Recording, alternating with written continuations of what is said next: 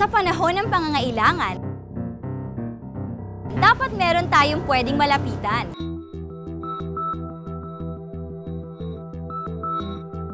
Malapitan? Si Oka yan!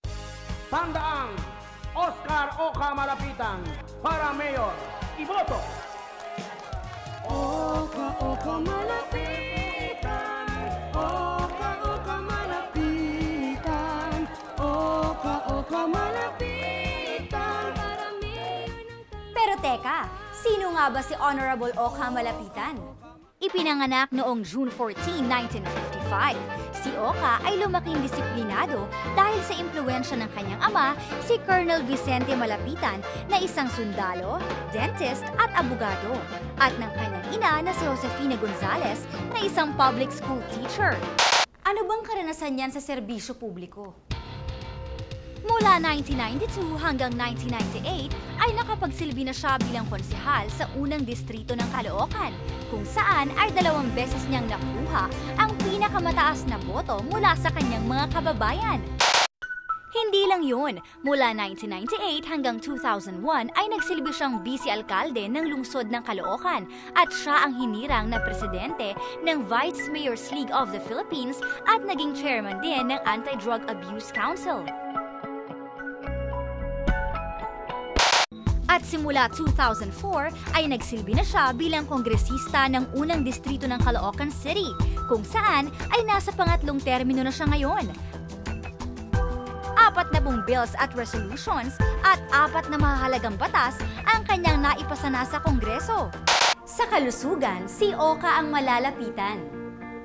Mahigit 24,000 pasyente ang natulungan na ni Oka na ipadala sa mga ospital. Hindi pa kasama dito ang mga natulungan na niya sa pagamutan sa komunidad linggo-linggo. Sa edukasyon, si Oka ang malalapitan. Sa kanyang panunungkulan ay nakapagpagawa na siya ng 1,000 silid-aralan, 214 na mga story buildings, 6 na gusali at 7 covered courts sa unang distrito. Patuloy din ang pagpapatayo ni Oka ng computer at speech laboratories at malaking tulong na din sa mga kabataan ang pagkakatayo ng National Science and Technology High School sa Caloocan City North mula sa kanyang napatupad na batas. Parang Andy, balita ko lahat daw ng barangay dito sa Caloocan, apektado na ng droga. Totoo ba yun? Tama ka, pare. Sa tagal-tagal ko na dito, wala akong nakikita pag-aasenso. Walang malaking mall. May wala nga sinihan dito. Talaga? Sa paglaban sa krimen at iligal na droga, si Oka ang malalapitan. Titiyakin ni Oka na ang kaligtasan sa kalsada, paaralan at komunidad ay mapapanatili, lalo na't naiulat na sa PIDEA na apektado ng droga ang 188 barangay sa Caloocan.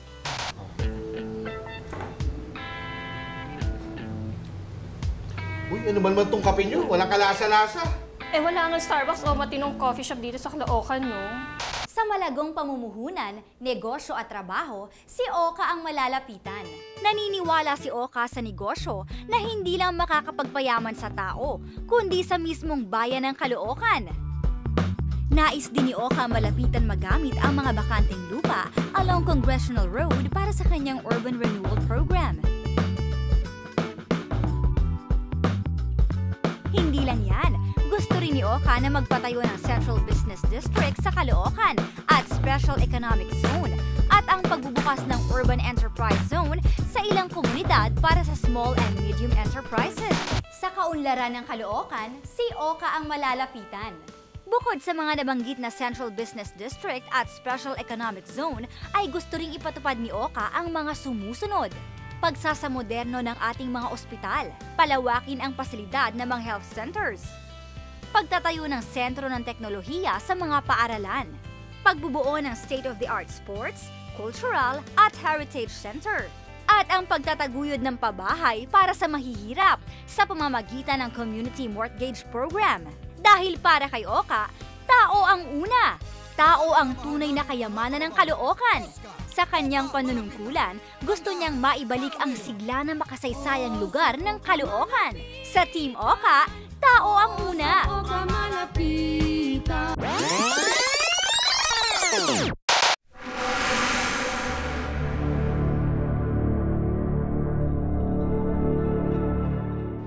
Diosdado Macapagal Medical Center. Pero ang tawag nga nila dito, Diosdado Macapatay Medical Center. Alam niyo na siguro kung bakit.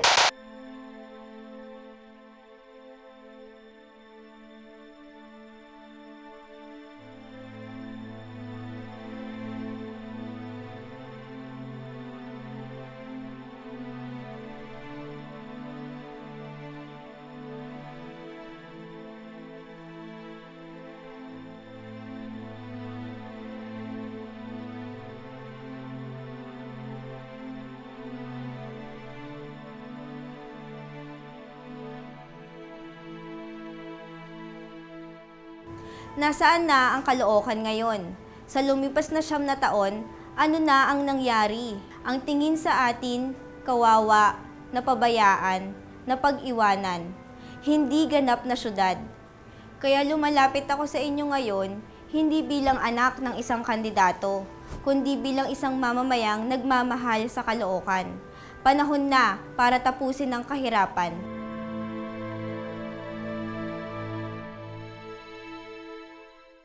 Pasiglahin natin ang Caloocan. Vote straight, Team Oka. Mataas ang antas ng kawalan ng trabaho sa Caloocan. Kaya ito ang nais kong pagtuunan ng pansin. Mayroon naman tayong magagamit na pondo para sa programang pangkabuhayan ng kababaihan, kabataan at nila lolo at lola. At syempre meron din tayo para kay tatay. Kabuhayan at trabaho ang kailangan para sa maginhawa at masiglang Caloocan. Ito po si Karina Te para sa kabuhayan at trabaho tungo sa matatag at masiglang Caloocan. Sa dinami-dami ng medical missions na aking nasamahan, nakita ko na ang mga health centers ang nangunguna sa pagbibigay ng serbisyong pangkalusugan. Dapat may regular na doktor, bukas mula Lunes hanggang Linggo, may libreng gamot at mayroong munting laboratorio ang ating mga health centers sa bawat barangay. Ito po, si Lolit Corpus, nagsasabing, kalusugan ninyo aalagaan ko. Ang nakikita na malaki ang problema dito sa Caloocan ay ang kakulangan ng isang komprehensibong plano para sa lungsod. Imumungkay kung pagpapaayos ng mga kalsada, lagyan ng tamang pailaw, magtayo ng iba't ibang gusali na kailangan para sa serbisyong publiko tulad ng public market, ospital, eskwelahan at sports complex. Kaya naman po pagdating sa infrastruktura, it's time for Africa. Malalim ang problema ng Caloocan sa ground. Kaya todo ang suporta ko kay Vice Mayor Nani Almeda sa kanyang anti-drug abuse campaign. Kaakibat nito, tatrabahuhin ko rin muling maitaas ang moral ng ating kapulisan sa pamamagitan ng pagdadagdag ng kanilang miyembro, pagsasamoderno ng kanilang mga kagamitan, at pagsuporta sa kanilang mga pangangailangan. Obet Quezon, para sa katahimikan at kaayusan ng bagong Caloocan. Ang kaunlaran ay nagsisimula sa isang mabuting pamamalakad. Kaya para makaiwas sa korupsyon, dapat maging bukas sa pagsisiyasat ng publiko ang bawat transaksyon na papasukin ng lokal na pamahalaan. Dahil sa ganitong paraan lamang, manunumbalik ang tiwala ng ating mga kababayan. Dahil si Dean Asisio po ay naniniwala na sa tapat na pamamahala, uunlad din ang Caloocan. Nais ko pong pataasin ang kalidad ng edukasyon dito sa Caloocan. Magpatayo ng karagdagang speech laboratories, palaganapin ang computer education, at gawing libre ang mga gamit na mag-aaral katulad ng mga ibang mauunlad na lungsod dito sa Metro Manila. Onet Henson para sa kinabukasan at edukasyon ng inyong mga anak at apo. Bilang vice-alkalde, isa sa mga pangunahing tungkulin ay ang pagiging chairman ng City Anti-Drug Abuse Council or CADA. Ito ay aking panindigan. At sa ekonomiya, renepasuhin namin ang batas tungkol sa buwis at negosyo dahil naniniwala ko na ang pag-unlad ay makakamit kung ang lungsod ng Caloocan ay business-friendly. Ang inyong abang lingkod, Nani Almeda. Ipagpapatuloy ko ang mga programang nasimula ng aking ama.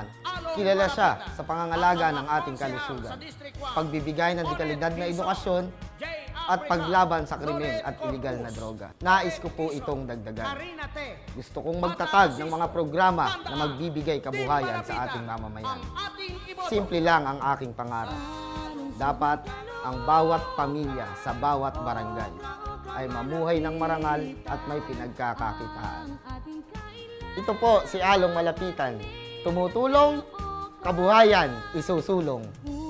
Sa mga nakaraang administrasyon, hindi nila pinagtuunan ng pansin ang pangunahing pangailangan ng ating lungsod. Ito ang aking magiging prioridad. Kalusugan, edukasyon, peace and order, trabaho at infrastruktura.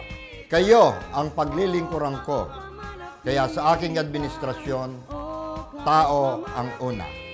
Oka Malapitan po para alkalde ng lungsod ng Caloocan. Tao ang una para kay Oka dahil simula ngayon sa bagong panimula ng Caloocan, ang bawat kababayan natin ay magiging proud sa Oka. Outstanding Caloocan, asensado!